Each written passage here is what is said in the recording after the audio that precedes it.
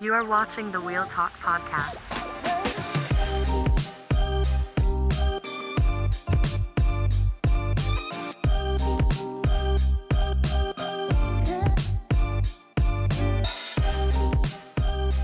Hello, everyone, and welcome back to Inside the Headset.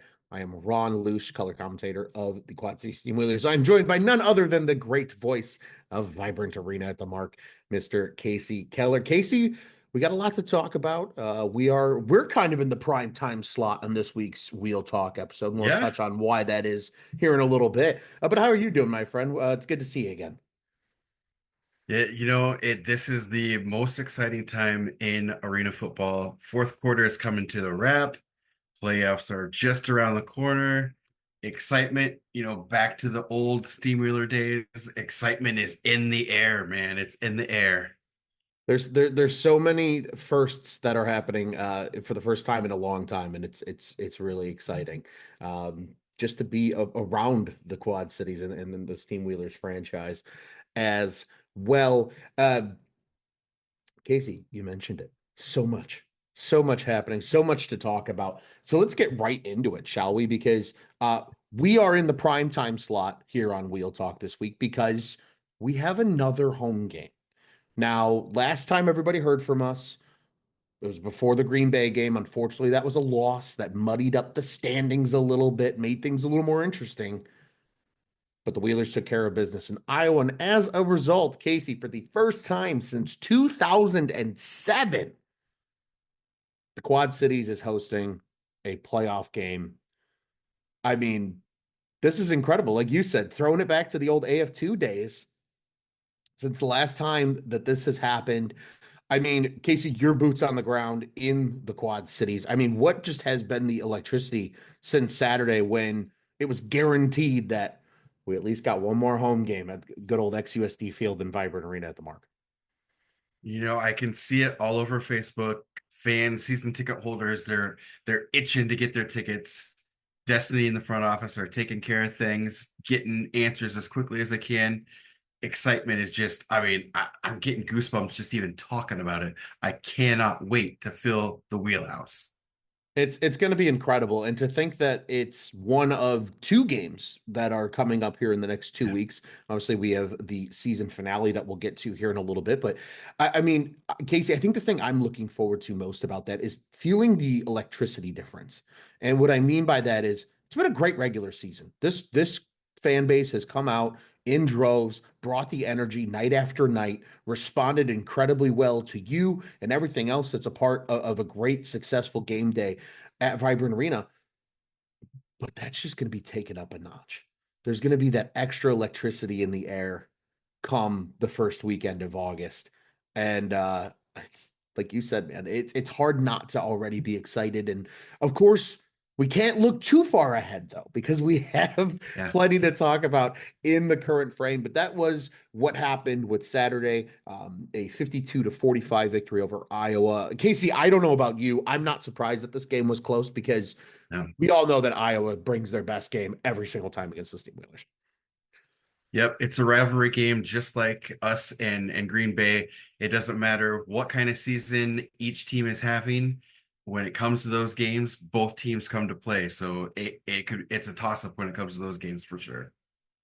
That it is. And but I'll tell you what, man, it's got to feel good to go 3-0 against your I-80 rival in the course of the season. We saw last year how it played out, right? A couple of losses in Iowa. Those are really detrimental to the Wheelers down the stretch, especially when it came to sneaking into the playoffs. But of course, not an issue this year. And a pretty historic performance as well that occurred. Obviously, it's a team game, but it's hard not to highlight what Daquan Neal did on Saturday night. Just 63 yards through the air on 7 completions with an interception. Didn't throw for any touchdowns, but I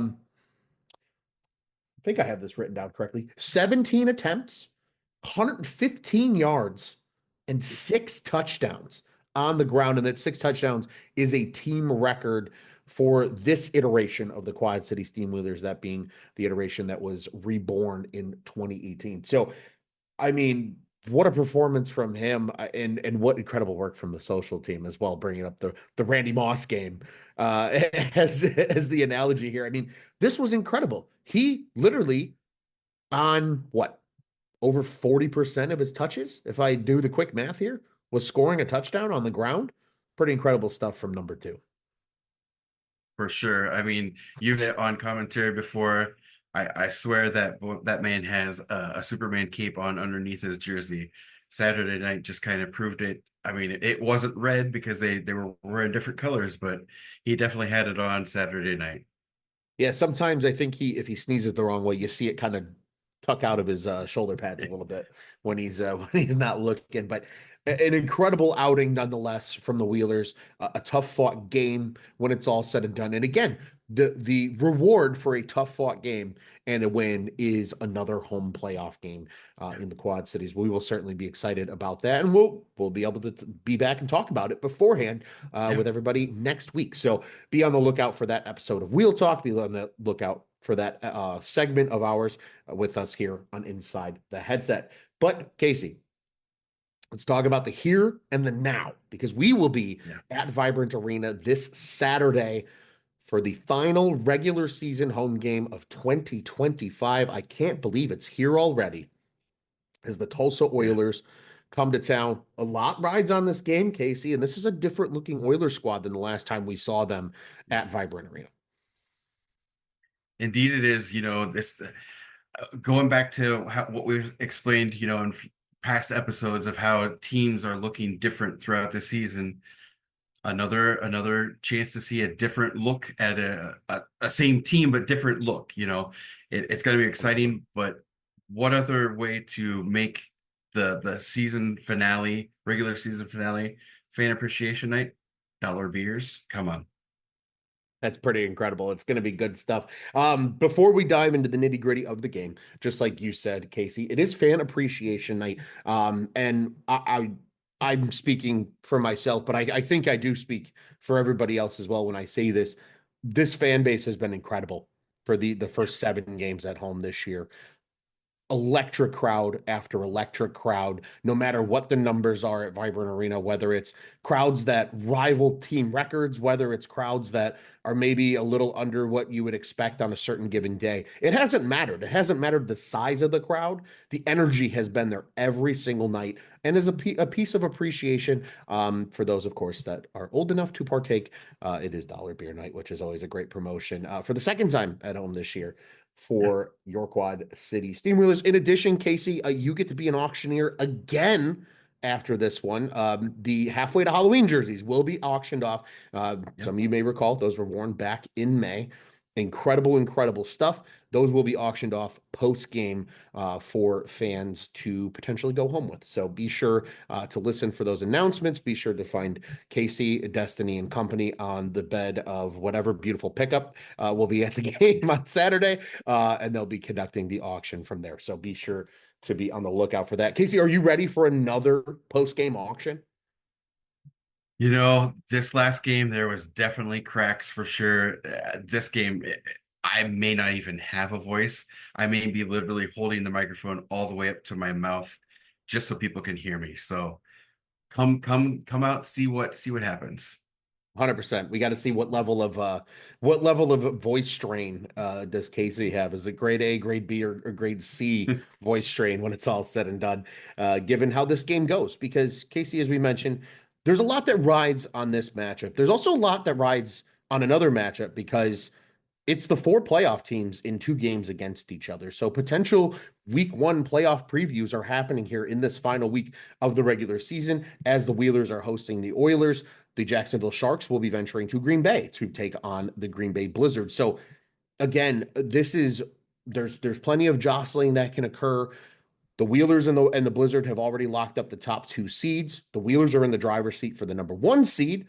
Of course, it's the easiest of scenarios. So at least how it plays out for the Wheelers, it is simply you win and you're the number 1 seed. As a result, that would also help Jacksonville potentially move or secure that third seed. Tulsa would be able to secure that third seed, I believe, even with a loss, as long as Jacksonville also loses. So again, there's a lot of little tie-breaking nuances for that 3 and 4 seed. Of course, if Green Bay wins and the Wheelers unfortunately lose, Green Bay will overtake the number 1 seed because of that tiebreaker. But if the boys have anything to say about it, that's not going to be an issue. In addition, of course, the Wheelers can still hold on to the number 1 seed if Green Bay loses to Jacksonville, despite a potential loss at the hands of the Oilers, depending on how Saturday's outcome goes. Kasey, this is a good one because we mentioned the difference of this Tulsa team. The last time we saw them at Vibrant Arena, it was TJ Edwards, who's an unbelievable quarterback. He's a former IFL MVP. The dual threat ability that he has, he really elevated that Tulsa offense, and they had a really hard fought win in this building that we're going to be at on Saturday. But this time around, another former IFL MVP is playing quarterback. Sam Castronova joined the team just a few weeks ago after the completion of the AF1 season, where he took home another MVP award after winning the 2024 iteration of the IFL MVP as the quarterback for the San Antonio Gunslingers.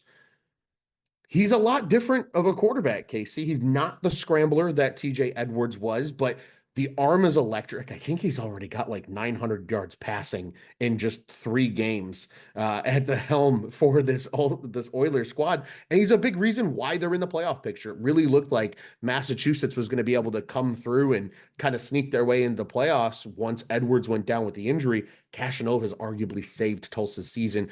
They're secured. They're in. Now it just matters where they go to play in the first round, whether that's in Green Bay or in the Quad Cities. Kasey, I'm excited to see what happens. And what do you think needs to occur for the Wheelers in order to contain a guy like Cashinova? Well, like you said, he was a former MVP. So with Edwards and Neal, we had MVP. We're gonna have it again, just a different player on the opposite side of the ball. I think our defensive line is going to be able to keep him contained because it's not, a super running quarterback. Our linebackers and defensive backs, we just got to make sure that we keep the coverage tight, keep it really tight. I will build off that because I completely agree with you. I think this front 3 for the Wheelers is more important than ever in this game. And we've seen it all season, right? When this front 3 is at full capacity, there's very few offensive lines that can really slow them down. David Cagle has been sensational. Kadir Shepard, who will be returning from injury sooner rather than later at some point here now, with the playoffs knocking on the door, he's been a monster in his first year with Quad Cities. Keyshawn Moore is having another all IFL level performance, just as he had as a rookie in this league a year ago. And let's not forget, Jay Artis has just joined the crew. And for anybody that's not familiar with his game, the 2022 IFL Defensive Player of the Year, also the Defensive Rookie of the Year in that same season. He was also the game MVP in the national championship game where his team beat the Quad City Steamwheelers for the title. This is a guy who elevates that room even further than it already was. It's unbelievable the amount of talent right now that's on that defensive line. And if they can continue to play their game the way they have all season long, including guys like Chima Dunga, this is going to be legitimately a fascinating battle on Saturday between that front 3 for the Wheelers on defense and this front 3 for the Tulsa Oilers up front. If they can keep Cashinova clean, it's going to be an interesting ball game.